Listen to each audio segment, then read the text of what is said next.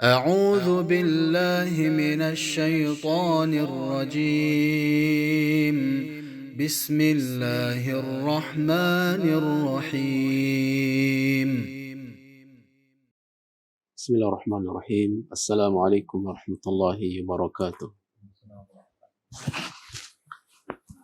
الحمد لله رب العالمين، والصلاة والسلام على أشرف الأنبياء والمرسلين نبينا محمد وعلى آله وصحبه أجمعين ومن اهتدى بهداه واكتفى أثره إلى يوم الدين. Ikhwani fillah, para jamaah sekalian, azakumullah. Insyaallah pada malam ini kita akan lanjutkan pembahasan kita dari kitab Al-Mulakhash Al-Fiqhi yang dikarang oleh Syekh Shalih Fauzan hafizahullah ta'ala wa ra'ah. Kemarin kita sudah masuk bab tentang sifat atau cara salat Nabi SAW, dan kemarin kita sudah jelaskan sebagiannya, dan kita sudah sampai kepada bagaimana cara ruku' Nabi SAW, kemudian bagaimana beliau i'tidal dalam salat, dan kemarin sudah kita jelaskan. Dan insyaallah pada malam ini kita akan lanjutkan. Bismillahirrahmanirrahim. Qala al-muallif hafizahullah ta'ala wa ra'ah, thumma yukabbiru wa yakhirru sajidan wa la yarfa'u yadayhi. Kemudian Nabi SAW bertakbir untuk sujud, dan beliau tidak mengangkat kedua tangannya, karena sunnahnya mengangkat kedua tangan itu ada pada 4 tempat, sebagaimana dijelaskan oleh para ulama seperti Syekh Ibnu Utsaimin rahimahullah. Beliau mengatakan bahwa mengangkat kedua tangan itu disunahkan pada 4 tempat. Yang pertama ketika takbiratul ihram, yang kedua ketika mau ruku', yang ketiga ketika bangkit dari ruku', kemudian yang keempat bangun atau bangkit dari tasyahud awal. Jadi adalah 4 keadaan atau 4 tempat kita disunahkan untuk mengangkat tangan. Adapun ketika turun sujud, maka cukup membaca Allahu Akbar dan tidak disunahkan untuk mengangkat tangan. Kemudian di sini ada permasalahan. Ketika kita turun untuk sujud, manakah yang kita dahulukan? Apakah kedua tangan ataukah kedua lutut? Maka jawabannya adalah kedua-duanya boleh. Jadi kedua-duanya adalah boleh, yaitu baik mendahulukan kedua tangan ataukah mendahulukan kedua lutut. Jadi semuanya adalah boleh. Hanya saja yang menjadi khilaf para ulama mana yang lebih afdal. Jadi hanya saja yang menjadi khilaf para ulama mana yang lebih afdal. Apakah mendahulukan kedua tangan ataukah kedua lutut. Oleh karena Syekhul Islam Ibnu Taimiyah rahimahullah, beliau pernah mengatakan, amma salatu bikilaihima fajaizatun bittifaqil ulama. Jadi salat dengan semuanya itu adalah boleh berdasarkan kesepakatan para ulama. Artinya ketika sujud mendahulukan kedua tangan ataukah kedua lutut, semuanya adalah boleh. In sya'al musalli yada'u rukbatayhi qabla yadayhi wa in sya'a wada'a yadayhi thumma rukbatayhi wa salatu sahihah. Jika ketika orang salat dia memilih untuk meletakkan kedua lututnya sebelum kedua tangannya, atau dia memilih meletakkan kedua tangan terlebih dahulu kemudian kedua lututnya, wa salatuhu sahihah, maka status salatnya adalah sah. Fil halataini bittifaqil ulama. Ini berdasarkan kesepakatan para ulama. Kemudian kata Syekhul Islam Ibnu Taimiyah rahimahullah, walakin tanaza'u fil afdali. Hanya saja yang menjadi silang pendapat para ulama tentang afdal, mana yang lebih afdal. Apakah mendahulukan kedua tangan ataukah mendahulukan kedua lutut. Dalam masalah ini ada 3 pendapat oleh para ulama. Pendapat yang pertama, yang lebih utama atau yang lebih afdal yaitu mendahulukan kedua tangan sebelum kedua lutut. Ini adalah pendapat yang pertama. Dan ini pendapatnya Imam Malik dan juga Al-Imam Al-Auza'i rahimahullah. Adapun yang menjadi landasan atau dalil oleh pendapat yang pertama ini, di sini ada beberapa hadis. Yang pertama adalah hadis Rasulullah SAW. Idza sajada ahadukum fala yabruku kama yabrukul ba'iru. Apabila salah seorang di antara kalian sujud, maka jangan dia menderum seperti menderumnya onta. Wal yadha yadayhi qabla rukbatayhi. Kata Rasulullah SAW, maka hendaknya dia meletakkan kedua tangannya sebelum kedua lututnya. Di sini diriwayatkan oleh Imam Abu Dawud dan juga At-Tirmizi dan An-Nasa'i. Dan hadis ini disebutkan oleh Syalbani rahimahullah bahwa hadis ini adalah sahih sebagaimana disebutkan dalam kitab Al-Irwa di 2 halaman 78. Bahkan Al-Imam Nawawi rahimahullah beliau mengatakan isnaduhu jayyid. Jadi sanad hadis ini adalah bagus. Sebagaimana beliau sebutkan dalam kitab Al-Majmu' jilid 3 halaman 396. Dan masih banyak para ulama yang lainnya mensahihkan hadis ini seperti Abdul Haq dalam kitab Al-Ahkam Al-Kubra dan juga Albani, beliau menjelaskan secara panjang lebar tentang kesahihan hadis ini di dalam As-Silsilah Ad-Dha'ifah dan juga dalam kitab Irwaul Ghalil. Kemudian hadis yang kedua yang menjadi landasan atau dalil untuk pendapat yang pertama adalah perbuatan Ibnu Umar radhiyallahu anhuma, di mana Ibnu Umar, Abdullah bin Umar radhiyallahu anhuma, beliau meletakkan kedua telapak tangannya sebelum kedua lututnya. Kemudian Abdullah bin Umar mengatakan, kana Nabi sallallahu alaihi wasallam yaf'alu dzalik. Nabi sallallahu alaihi wasallam melakukan seperti itu.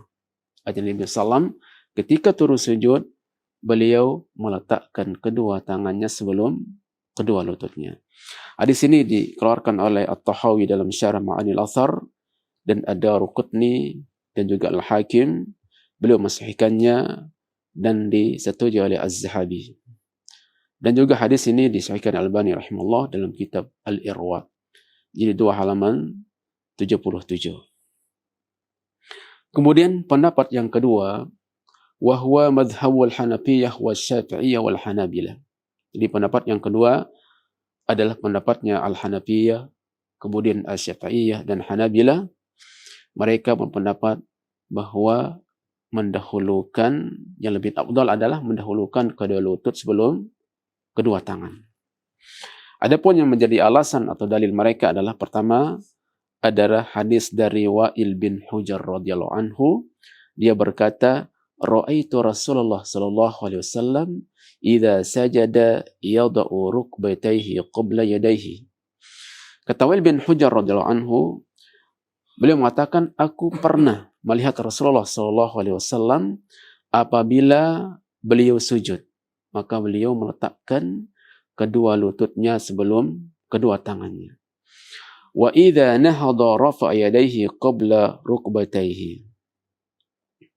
Dan jika beliau bangkit, maka beliau mengangkat kedua tangannya sebelum kedua lututnya. Hanya saja yang menjadi permasalahan adalah tentang derajat hadis ini. Hadis yang kita sebutkan tadi, ada sebagian para ulama mengatakan bahwa hadis ini adalah dipersisihkan oleh para ulama. Ada yang mengatakan hadis ini adalah hadis yang dhaif, hadis yang lemah. Hadis ini diriwayatkan oleh Imam Abu Dawud dalam sebagaimana disebutkan dalam Aunul Ma'bud, dan juga hadis ini diriwayatkan oleh An-Nasa'i, Ibnu Majah, Ad-Darimi dan juga At-Tahawi dalam kitab Syarah Ma'anil Athar. Dan ada juga yang mengatakan bahwa hadis ini adalah hadis yang sahih. Tadi disebutkan bahwa tentang derajat hadis ini, ada yang mengatakan hadis dhaif, ada yang mengatakan hadisnya adalah sahih. Al-Imam Khattabi mengatakan huwa asbatu min hadithi taqdimil yadain. Kata Imam Al-Khattabi rahimahullah bahwa hadis yang menjelaskan tentang mendahulukan kedua lutut daripada kedua tangan, hadisnya itu lebih sahih daripada hadis mendahulukan kedua tangan. Wa huwa arfaq bil musalli. Kata Imam Khattabi rahimahullah, jadi mendahulukan kedua lutut daripada kedua tangan itu lebih mudah bagi orang yang salat. Wa ahsanu fis sakli wa ra'yil ain, dan itu lebih indah kalau dipandang oleh mata. Jadi orang yang mendahulukan kedua lutut itu lebih mudah dan itu lebih indah dari sisi pandangan. Ini kata Imam Al-Khattabi rahimahullahu ta'ala. Kemudian hadis yang kedua menjadi sumber atau alasan pendapat yang kedua adalah hadis dari Abu Hurairah radhiyallahu anhu.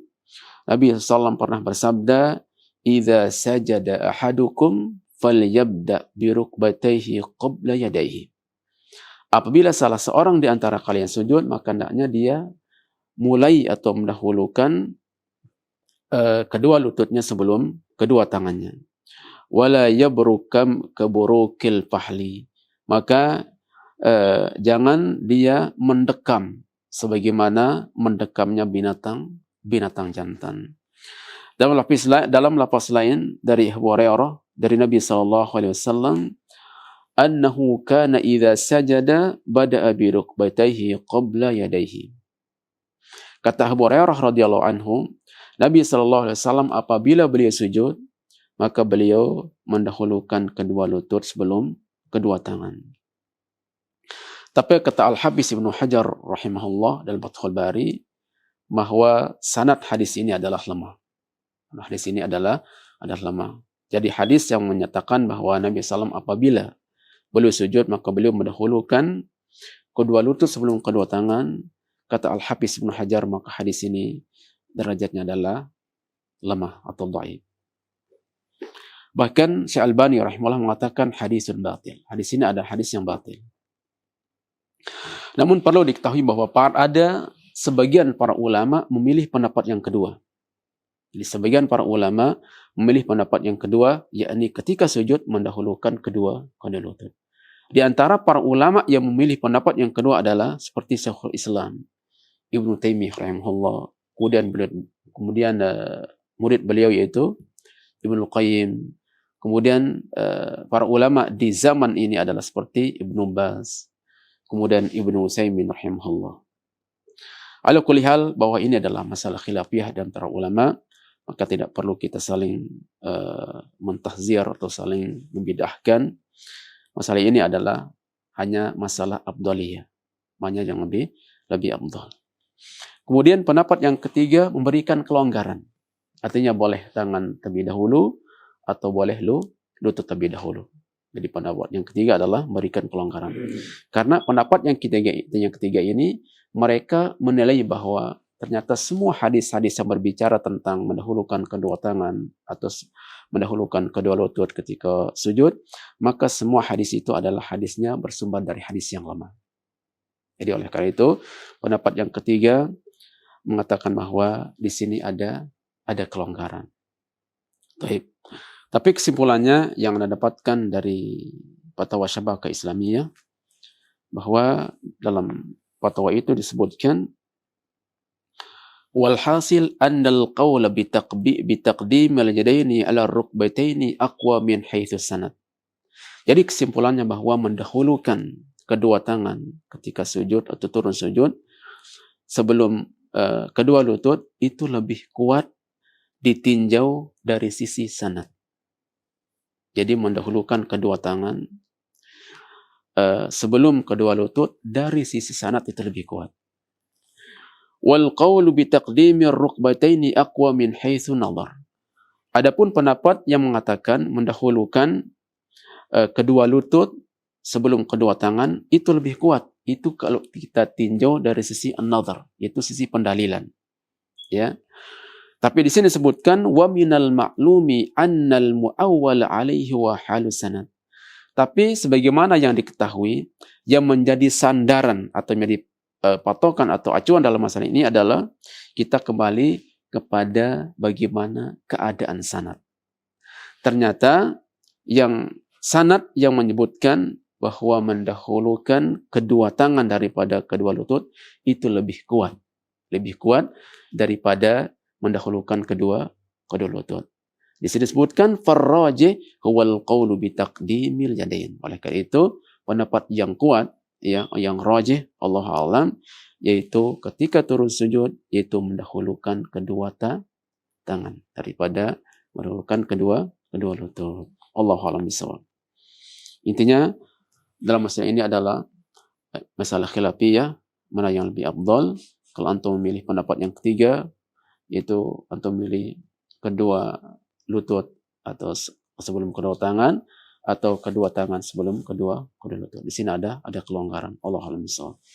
Baik. Fayasjudu ala jabhatihi wa anfihi wa yadayhi wa rukbatayhi wa atrafi qadamaihi. Kemudian beliau sallallahu alaihi wasallam ketika sujud beliau menempelkan dahi, kemudian hidung dan kedua tangan dan kedua lutut dan ujung kaki beliau sallallahu alaihi wasallam. Jadi ini di antara 7 anggota sujud yang harus ditempelkan ketika sujud. Ya sebagaimana disebutkan dalam hadis, di antaranya adalah dahi. Yang masuk dalamnya adalah hidung. Jadi antara dahi dengan hidung ini adalah satu kesatuan. Makanya Nabi SAW mengisyaratkan ketika menyebutkan dahi, maka beliau mensyaratkan kepada hidung. Intinya ini adalah satu di antara anggota sujud yang harus ditempelkan ketika sujud. Dalilnya adalah disebutkan dari Nabi SAW, bahwasanya beliau pernah bersabda, umirtu an asjuda ala sab'ati a'dham. Aku diperintahkan untuk sujud di atas 7 anggota sujud. Alal jabahah, yaitu di atas dahi. Wa asyara biyadihi ila anfihi. Kemudian beliau mengisyaratkan dengan tangannya kepada hidung. Wal kaffain, kemudian kedua tangan. Wal rukbatain, dan kedua lutut. Wa tarafil qadamain, dan ujung-ujung kedua kaki. Hadis ini diriwayatkan oleh Imam Bukhari dan juga Imam Muslim. Baik. Ini adalah salah satu dalil yang menunjukkan bahwa dahi ataupun hidung dan kedua tangan atau kedua lutut dan juga ujung-ujung dua kaki ini adalah 7 anggota sujud yang harus menempel ketika sujud. Namun perlu diperhatikan di sini. Perlu diperhatikan ketika sujud itu harus diperhatikan agar dahi dan hidung itu benar-benar menempel. Bukan hanya sekedar menyentuh lantai. Tapi harus benar-benar menempel dan agak ditekan. Bukan hanya sekedar menyentuh saja, tapi harus agak ditekan. Dalilnya adalah Nabi SAW pernah bersabda, sebagaimana disebut dalam hadis yang meriwayatkan Imam Abu Dawud, Nabi SAW pernah bersabda, "Idza sajadta famakkin li sujudika." Apabila engkau sujud, maka berilah tekanan pada sujudmu. Kemudian dalam hadis lain disebutkan dari hadis Abu Humaid As-Sa'idi, Nabi SAW, "Kana idza sajada amkana anfahu wa jabhatahu minal ard." Kata Abu Humaid As-Sa'idi, Nabi SAW ketika sujud, beliau yaitu benar-benar menempelkan hidung beliau, kemudian dahi di lantai. Wa nahha yadayhi an janbayhi wa dhakafai hadwa mankibaihi. Kemudian beliau sallallahu alaihi wasallam menjauhkan kedua tangannya dari kedua lambungnya dan meletakkan kedua telapak tangannya sejajar dengan bahunya. Hadis ini adalah hadis yang hasan sebagaimana dihasankan oleh Imam At-Tirmizi dan juga hadis ini disahihkan oleh Albani rahimahullah. Baik. Maka dari hadis yang disebutkan tadi maka menunjukkan bahwa tidak cukup dengan hanya menyentuhkan dahi di tempat sujud. Bahkan tidak sah salatnya jika tidak menempelkan hidungnya dan dahinya ke lantai. Sebagaimana disebutkan dari hadis Ibnu Abbas radhiyallahu anhuma, Rasulullah SAW pernah bersabda, la yaqbalullahu salatan la yusibul anfu minha ma yusibul jabin. Allah tidak menerima salat bagi orang yang tidak menempelkan hidungnya ke tanah, sebagaimana dia menempelkan dahinya ke tanah. Hadis ini diriwayatkan oleh Ibnu Abi Syaibah dan juga Abdul Razzaq dalam Musannaf dan juga Ad-Darqutni dalam sunannya, dan hadis ini disahihkan oleh Albani rahimahullah. Baik. Karena menempelkan hidung ketika sujud hukumnya wajib, dan ini merupakan pendapat Imam Ahmad dan juga para ulama lainnya seperti Ibnu Habib. Ibnu Habib ini termasuk ulamanya Malikiyah. Baik. Wa atrafi qadamaihi, dan juga ketika sujud Nabi SAW beliau benar-benar menempelkan ujung-ujung kaki beliau di lantai. Ya. Baik. Oleh karena itu, kalau ada orang yang sholat kemudian mengangkat kedua kakinya selama sujudnya, maka tidak sah sholatnya. Karena di antara anggota sujud yang 7 diperintahkan adalah, di antaranya adalah yaitu menempelkan ujung-ujung kaki. Sehingga kalau ada orang yang sholat, dia mengangkat kakinya ketika sujud, selama sujud dia mengangkat kakinya, maka sujudnya tidak sah sujudnya. Jadi sujud tidak sah. Tapi sebagaimana para ulama seperti Al-Imam Nawawi rahimahullah mengatakan, wa ammal yadani warrukbatan wal qadaman. Adapun kedua tangan dan kedua lutut dan kedua kaki, fahal yajibus sujudu alaihima fihi qaulan lisyafi'i. Apakah wajib sujud dengan menempelkan kedua anggota badan yang berpasangan itu? Kata Imam Nawawi rahimahullah, fihi qaulani lisyafi'i rahimahullah. Dalam masalah ini Imam Syafi'i beliau ada 2 pendapat. Tapi pendapat yang beliau rajihkan adalah beliau mengatakan bahwa wajib hukumnya menempelkan yaitu ujung-ujung kaki ketika sujud. Dan ini pendapat yang beliau kuatkan, dan ia adalah pendapat yang beliau sahihkan dan beliau rajihkan. Kemudian beliau mengatakan, falau akhalla bi adwin minha lam tasihha salatuh. Kata Imam Nawawi rahimahullah, karena itu jika ada salah satu anggota sujud yang tidak ditempelkan, maka salatnya tidak sah. Misalkan ada orang ketika dia sujud, dia mengangkat salah satu dari kakinya, kemudian dia letakkan di atas kaki yang lainnya. Ada gambaran enggak? Paham salah ya? Ada orang ketika sujud, dia mengangkat, misalkan dia angkat kaki kanan, kemudian dia letakkan di atas kaki kiri. Maka seperti ini, Syekh Ibnu Utsaimin rahimahullah menjelaskan, maka sujud seperti ini tidak sah sujudnya. Kalau garuk-garuk, nah, iya semacam itu. Maksudnya begini, dia sepanjang dia sujud, dia pertama mengangkat tangannya, mengangkat kedua tangan, kedua kakinya. Kemudian yang kedua, dia meletakkan salah satu kakinya, biasakan kaki kanan, dia letakkan di atas kaki kiri. Itu selama dia sujud. Tapi kalau seperti sebentar, seperti ada yang garuk-garuk misalnya, maka ini tidak masalah. Dia angkat sedikit, tidak masalah insyaallah ya. Nah, ini adalah pendapat yang dikuatkan oleh Imam Syafi'i rahimahullah, dan juga Syekh Ibnu Utsaimin mengatakan ini seperti ini adalah sujudnya tidak sah. Maka beliau mengatakan, la yajuzu lis-sajidi ay yarfa'a syai'an min a'dha'ihi as-sab'ati. Kata Syekh Ibnu Utsaimin rahimahullah, maka tidak boleh bagi orang yang sedang sujud untuk mengangkat salah satu dari bagian tunjuk anggota sujud yang 7.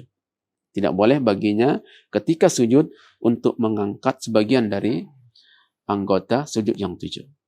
Li'an Nabi SAW qala, karena Nabi pernah bersabda, umirtu an asjuda ala sab'ati a'dham al-jabhati wa asyara biyadaihi ala anfihi. Tadi kita sebutkan hadisnya. Kemudian beliau selanjutnya mengatakan fa in rafa'a rijlaihi au ihdahuma. Kata Ibnu Utsaimin rahimahullah, jika ketika sujud ya, dia mengangkat kedua tangannya kedua kakinya atau salah satu dari kedua kakinya atau mengangkat kedua tangannya atau salah satu dari kedua tangannya atau dia mengangkat dahinya atau hidungnya atau kedua-duanya, wa inna sujudahu yabtulu wa la yu'taddu bih. Maka sujud seperti ini adalah sujudnya batal dan sujudnya tidak dianggap. Wa idza batala sujuduh wa inna salatahu batil. Ketika sujudnya batal, maka secara otomatis maka salatnya tidak sah. Artinya salatnya batal. Ini harus diperhatikan ya. Jangan sampai ketika kita sujud kaki kita terangkat. Dan kadang sering kita jumpai orang-orang sholatnya seperti ini. Ketika sujud kadang kakinya diangkat. Atau kadang salah satu daripada kakinya diangkat kemudian diletakkan di atas kaki yang lain. Kemudian di sini disebutkan wa yastaqbilu bi asabi yadayhi wa rijlaihi al-qiblah. Kemudian Nabi sallam ketika salat maka beliau ketika sujud maka beliau sallam menghadapkan jari kedua tangan beliau dan juga jari kedua kaki beliau menghadap kiblat. Baik. Jadi usahakan ketika kita sujud maka jari kedua kaki atau kedua tangan itu menghadap kiblat. Nah, sehingga kalau ada orang yang sholat yaitu dengan menempelkan bagian punggung kakinya, bagaimana keabsahan sholatnya? Misalkan ada orang yang sholat, dia menempelkan bagian punggung kakinya. Kalau boleh anda contohkan ya. Misalkan seperti ini. Kayak gini ya. Ada orang, dia ketika sujud kakinya seperti ini. Nah, yang seperti ini bagaimana hukum sujudnya seperti ini? Maka dalam masalah ini, mazhab Syafi'iyah ini sangat keras dalam masalah ini. Sehingga mereka mengatakan bahwa apabila ada orang sujud dengan menempelkan bagian punggung kakinya, maka sujudnya tidak sah. Sujudnya tidak sah. Ini menurut orang-orang Syafi'iyah. Tapi tapi pendapat yang kuat dalam masalah ini adalah sah salatnya. Sah salatnya. Hanya saja dia khilafus sunnah, menisi sunnah Nabi SAW. Dan ini adalah pendapat orang-orang Hanabilah bahwa mereka mengatakan bahwa sujud dengan menempelkan bagian punggung kakinya maka salatnya sah. Dan ini pendapat Hanabilah dan juga Hanafiyah dan juga orang-orang Malikiyah. Baik. Wa ya'tadilu fi sujudihi. Kemudian Nabi SAW ketika sujud, maka sujudnya seimbang atau i'tidal. I'tidal itu artinya seimbang. Sebagaimana disebut dalam hadis dari hadis Abu Mas'ud Al-Badri radhiyallahu anhu qala Rasulullah sallallahu alaihi wasallam la tujzi'u salatur rajuli hatta yuqima dhuhrahu fi ar-ruku'i was sujud. Jadi tidak sempurna salat seseorang sampai dia benar-benar meluruskan punggungnya ketika rukuk dan sujud. Hadis ini diriwayatkan oleh Imam Abu Dawud dan juga At-Tirmizi. At-Tirmizi mengatakan hasanun sahih. Hadis ini adalah hasanun sahih. Dan juga An-Nasa'i dan juga Imam Ibnu Majah rahimahumullah taala ajma'in. Baik. Bahkan Al-Imam Syafi'i rahimahullah mengatakan man lam yuqim salbahu fi ar-ruku'i was sujud fa salatuhu fasidah.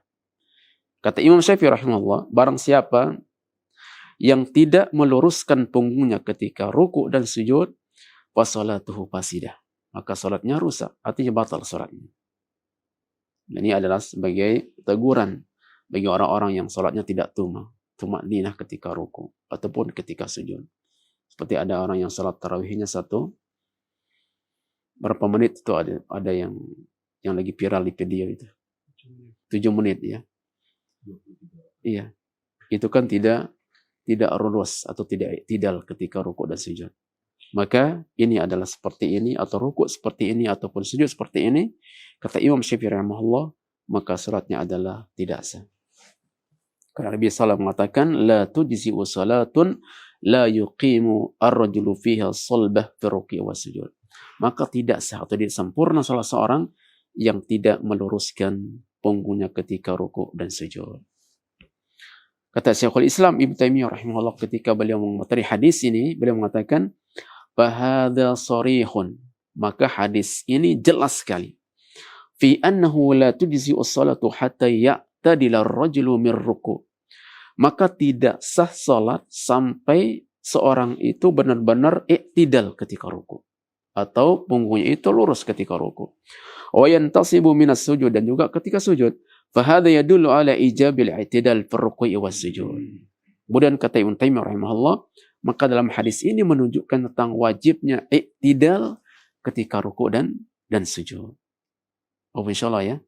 Nah, kita lanjutkan. Wa yumakkinu jabhatahu wa anfahu minal ard. Nabi sallam ketika sujud, maka beliau menempelkan kening, kemudian hidung beliau di lantai. Ini adalah bagaimana cara Nabi SAW ketika sujud, maka beliau yaitu benar-benar menempelkan dahi atau kening ataupun hidung beliau di lantai. Hanya saja para ulama berselisih pendapat. Berselisih pendapat tentang hukum sujud dengan menempelkan 7 anggota sujud secara langsung di lantai atau alas sujud. Di sini para ulama ada khilaf pendapat. Pendapat yang pertama mengatakan maka wajib hukumnya meletakkan 7 anggota sujud secara langsung di lantai atau di alas sujud seperti sajadah. Ini pendapat yang pertama, hukumnya adalah wajib. Sehingga tidak boleh menutupi anggota dengan pakaian yang digunakan, seperti menutup telapak tangan atau dengan dengan lengan baju atau peci yang menutupi dahi. Ini adalah pendapat dalam mazhab Syafi'iyah dan salah satu riwayat dalam pendapat Imam Ahmad rahimahullah. Kemudian pendapat yang kedua tidak wajib. Pendapat yang kedua tidak wajib meletakkan anggota sujud secara langsung di lantai atau alas salat, dan ini pendapat jumhur ulama. Ya. Tapi kalau bisa, dan ini yang lebih aula dan lebih afdalnya, usahakan dahi ataupun hidung ini benar-benar menempel ke lantai secara langsung, ya, tanpa ada penghalang, dan ini yang lebih afdal dan lebih utama. Jadi dari pendapat yang disebutkan tadi, maka pendapat yang kuat adalah tidak wajib, hanya saja lebih aula, lebih afdal, di mana antara dahi dan hidung kita ini itu tanpa dihalangi oleh penghalang. Artinya langsung dia menyentuh ke lantai tempat sujud. Kata Imam Nawawi rahimahullah, al-ulama'u mujmi'una ala anna al-mukhtara mubasharatul jabhati lil ard. Jadi para ulama sepakat bahwa yang lebih utama yaitu kening menyentuh lantai secara langsung. Demikian penjelasan Imam Nawawi rahimahullah dalam kitab Al-Majmu' jadi 3 halaman 397 sampai halaman 400. Baik. Namun jika terhalang oleh sesuatu yang sifatnya muttasil, artinya bersambung dengan orang yang salah, seperti terhalang oleh peci, ya ada misalnya pecinya sampai dijulurkan ke depan, atau dengan sorban, atau ujung kain lengan atau semisalnya, maka sujudnya sah dan salatnya pun sah. Dan ini adalah pendapat jumhur ulama. Apa yang menjadi dalil mereka? Dalil mereka adalah dari hadis Anas bin Malik radhiyallahu anhu, di mana Anas bin Malik pernah menceritakan, kunna nusalli ma'a Rasulillah SAW fi syiddatil har. Dahulu aku pernah salat bersama Rasulullah di musim yang sangat panas. Fa idza lam yastati ahaduna ayyumakkina jabhatahu min al-ard. Kemudian jika salah seorang di antara kami tidak kuat atau tidak mampu untuk langsung meletakkan dahinya di lantai karena saking panasnya, basata thawbahu fasajada alaihi. maka dia bentangkan kain bajunya lalu sujud di atas kain tersebut. Maka ini salah satu dalil yang menunjukkan bahwa tentang bolehnya, bahkan ini adalah jumhur para ulama, apabila sesuatu yang bersambung ya dengan orang yang salat seperti pecinya atau bajunya atau sorbannya, maka boleh. Maka boleh. Walaupun menjadi penghalang antara dahi dan lantainya. Baik. Dan juga Imam Ibnu Qudamah rahimahullah menjelaskan wala tajibu mubasyaratul musalli bi syai'in min hadhil a'dha. Jadi tidak wajib orang yang salat itu menempelkan semua anggota sujud secara langsung ke lantai. Al-Qadhi mengatakan idza sajada ala qawril imamah aw kammihi aw dhaili fassalatu sahihah. Jika orang itu sujud tertutup dengan lipatan sorbannya atau ujung kain sorbannya, maka sah salatnya. Di sini demikian disebutkan oleh Imam Qudamah dalam kitab Al-Mughni jilid 1 halaman 305. Baik. Bahkan kata Abu Hanifah dan juga Al-Auza'i dan juga sebutkan oleh Sahibul Tahdhib, beliau mengatakan qala aktsarul fuqaha, dan ini adalah pendapat kebanyakan para ulama. Baik.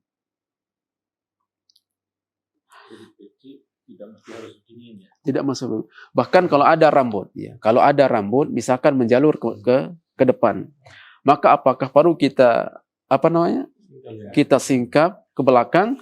Maka menurut pendapat yang kuat, maka tidak perlu untuk disingkap ke belakang. Ya, kalau ada rambut yang menjalur ke belakang, iya, sehingga menutupi dahinya atau keningnya, maka tidak perlu untuk menyingkapnya. Apa dalilnya? Disebutkan dalam hadis Ibnu Abbas radhiyallahu anhuma, Nabi pernah bersabda, umirtu an asjuda ala sab'ah. Aku diperintahkan sujud di atas anggota sujud yang 7. La akifu sya'ran wala thawban. Kata Nabi SAW, dan tidak diperintahkan untuk menahan rambut ataupun pakaian ketika sujud. Jadi kalau ada rambut menjalur ke pakaian, maka tidak perlu untuk disingkirkan atau disingkap ke belakang. Baik. Ikhwani fillah azakumullah. Kita lanjutkan. Wa ya'tamidu ala kaffaihi. Kemudian ketika Nabi SAW sujud, maka beliau bertumpu pada kedua tangannya. Wa yarfa'u mirfaqaihi, dan juga siku beliau angkat. Tapi ini perlu diperhatikan ketika kita sholat berjamaah, jangan kita prinsip yang penting mengamalkan sunnah. Tanpa harus perhatikan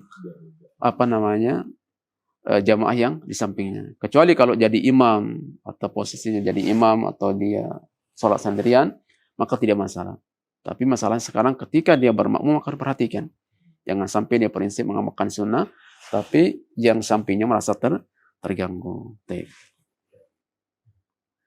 Kemudian wa yujafi adudaihi an janbaihi, merenggangkan jarak antara kedua lengan bagian atas dengan sisi lambung.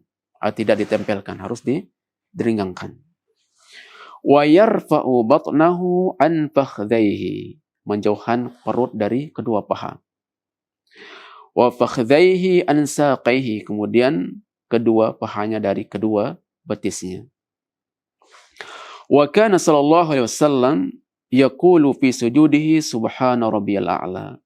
Dan Nabi sallallahu alaihi wasallam ketika sujud, maka beliau membaca subhana rabbiyal a'la. Di sini ada pertanyaan, bagaimana hukumnya menambah lapas dengan lapas wa bihamdihi ketika membaca tasbih, baik itu tasbih ruku atau tasbih sujud. Misalkan ketika kita ruku membaca subhana rabbiyal azimi wa bihamdihi. Nah, bagaimana hukumnya tambahan wa bihamdihi? Baik. Dalam masalah ini, ikhwan jazakumullah, jadi tambahan wa bihamdihi ini ada khilaf para fuqaha. Jadi ulama fikih ada khilaf tentang masalah ini. Sebagian di antara para fuqaha mereka membolehkan tambahan ini. Dan sebagian para fuqaha lainnya mereka melarang. Jadi yang sahih, yang rajih dalam masalah ini, bahwa hadis yang menyebutkan ada tambahan wa bihamdihi, yaitu ketika ruku' dan sujud, maka hadisnya adalah sahih dari Nabi SAW. Bahkan beliau banyak membacanya. Baik. Akan tetapi, kebanyakan riwayat yang ada dan yang lebih sahih, itu mencukupkan dengan Subhana Rabbiyal Azim. Tapi tidak dipungkiri adanya tambahan ini. Tambahan wa bihamdi ini ada. Apa dalilnya? Dahulu Aisyah pernah mengatakan, karena Rasulullah SAW yukthiru ayyakula fir ruku'ihi wa sujudih. Dahulu Nabi SAW ketika ruku' dan sujud, beliau memperbanyak subhanakallahumma rabbana wa bihamdika. Ini kata Aisyah radhiyallahu anha. Wa qad sahha al-Muwaffaq wa Ibnu Qudamah wa ghairuh. Dan hadis ini tadi dari hadis Aisyah, di mana menceritakan bahwa Nabi SAW memperbanyak membaca subhanakallahumma rabbana wa bihamdika, dan hadis ini disahihkan oleh siapa? Al-Imam Ibnu Qudamah dan juga para ulama lainnya.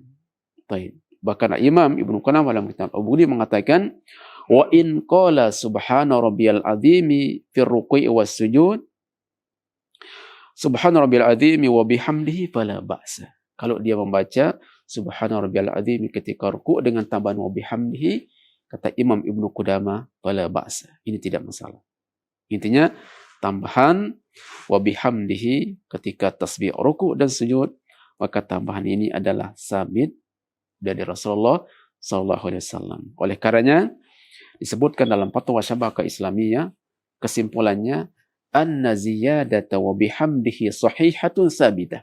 Jadi tambahan wa bihamdi adalah sahih dan sabit dari Rasulullah SAW. Yustahabu al-akhdhu bihi ahyanan wa ahyanan yatruku al-musalli ittiba'an lis-sunnah. Dan dianjurkan dia kadang membacanya, kadang tidak membacanya sebagai bentuk mengikuti sunnah Nabi sallallahu alaihi wasallam. Jadi sebagai bentuk mengikuti sunnah Nabi sallam, maka kadang dibaca, kadang tidak dibaca. Intinya adalah yang wajib adalah subhana rabbiyal azim. Baik.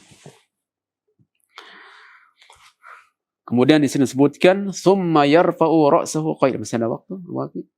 Sampai di sini atau kita lanjutkan? Kita juga sebentar ya. Summa yarfa'u ra'sahu qailan. Kemudian beliau ketika bangkit dari sujud, beliau mengangkat kepala sambil membaca Allahu Akbar. Summa yafrisu rijlaihi al-yusra wa yajlisu 'alaiha wa yarsiu al-yumna. Kemudian beliau salam duduknya dengan duduk iftiras. Karena kemarin kita sudah jelaskan bahwa cara melakukan duduk di antara dua sujud itu ada dua. Yang pertama adalah dengan duduk iftiras, dan ini yang sering atau banyak dilakukan oleh Nabi Sallallahu Alaihi Wasallam. Kemudian yang kedua adalah dengan duduk al-iqa. Jadi duduk di antara dua sujud itu bisa dilakukan dengan dua cara. Yang pertama duduk iftiras, ini yang sering dilakukan oleh Nabi SAW. Kemudian yang kedua yaitu dengan duduk al-iqa. Duduk al-iqa. Kemarin kita sudah contohkan bagaimana duduk al-iqa. Baik. Dan duduk al-iqa ini ada dua macam. Ada dua macam. Ya. Pertama, kedua kaki ditegakkan. Lalu digabungkan, kemudian duduk di atas tumit, posisi tangan di lutut atau paha, dan cara iqa ini adalah sunnah. Insyaallah ya. Jadi al-iqa itu ada dua macam. Pertama, kedua kaki ditegakkan. Lalu digabungkan, kemudian duduk di atas tumit. Oh, insyaallah. Ini al-iqa yang pertama. Kemudian jenis al-iqa yang kedua, paha dan betis ditegakkan. Kemudian pantat di tanah dan diletakkan di samping. Nah, cara iqa seperti ini adalah dilarang. Karena iqa seperti ini adalah ini serupa dengan duduknya anjing.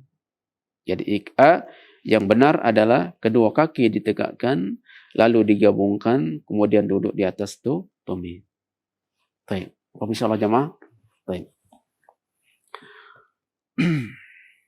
Kemudian untuk aturan ketika duduk di antara dua sujud, maka hendaknya diperhatikan. Yang pertama, hendaknya posisi punggung saat duduk di antara dua sujud harus tegak sempurna dan tidak boleh condong. Ya, Nabi SAW mengajarkan kepada orang salatnya, beliau mengatakan yasjudu hatta tatma'inna mafasilah, hatta tatma'inna fasiluh, thumma yaqul Allahu akbar wa yarfa'u ra'sahu hatta yastawi qa'idan. Dia harus sujud sampai ruas-ruas tulang menempati posisinya. Kemudian dia membaca Allahu akbar dan mengangkat kepalanya sampai tegak sempurna.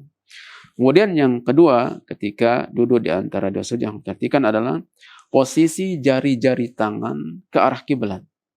Ke arah kiblat. Kadang kan kita menemukan ada sebagian orang ketika sujud di antara sujud. Ini jari tangannya ini dia mengarah ke bawah. Bukan mengarah kiblat. Bukan lurus begini. Jadi begini. Insya Allah ya.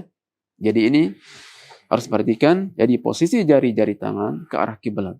Sebagaimana Umar bin Khattab mengatakan, min sunnatis salati an tansibal qadamu al-yumna atau an tansibal qadama al-yumna wa istiqbalahu bi asabiha al-qiblah wal julusu 'ala al-yusra. Jadi termasuk sunnah dalam salat, kita duduk kaki kanan ditegakkan, kemudian mengarah jari-jari tangan ke arah kiblat dan duduk di atas kaki kiri. Baik.